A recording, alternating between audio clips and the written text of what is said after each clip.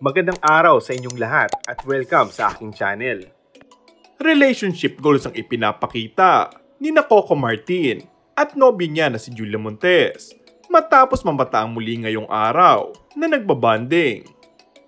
Sa Instagram post, ibinahagi ng isang netizen ang larawan kung saan makikitang magkasama ang dalawa at tila couple din maging ang suot ng dalawa habang namamasyal.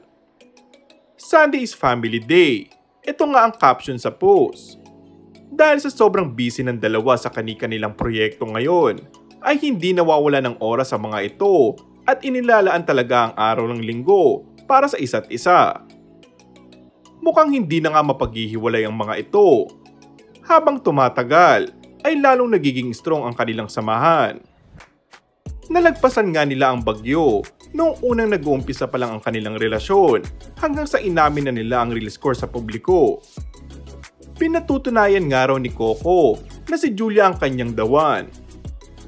Ang tanong ng mga netizens, sa simbahan na kaya ang tuloy na kanilang pagmamahalan? Bukod sa couple shirt ng dalawa, ay hindi rin nakaligtas sa mga tanang netizens ang diamond ring na palaging suot sa kanyang kamay. Dahil dyan, sila na mismong nag-confirm na nalalapit na ang kasalang dalawa. Kamakailan nga ay tuluyan ng inamin ni Coco Martin at Julia Montes ang kanilang relasyon sa isang interview. Ani ni Coco, masarap daw sa pakiramdam na finally ay out in the open na sila ni Julia. Kung susumahin, 12 taon na raw silang magkasama ng aktres. Nagsimula na magsama raw sila sa isang proyekto ng ABS-CBN noong 2011. As for Julia, malaking bagay raw na ang Diyos ang nasa sentro ng kanilang relasyon.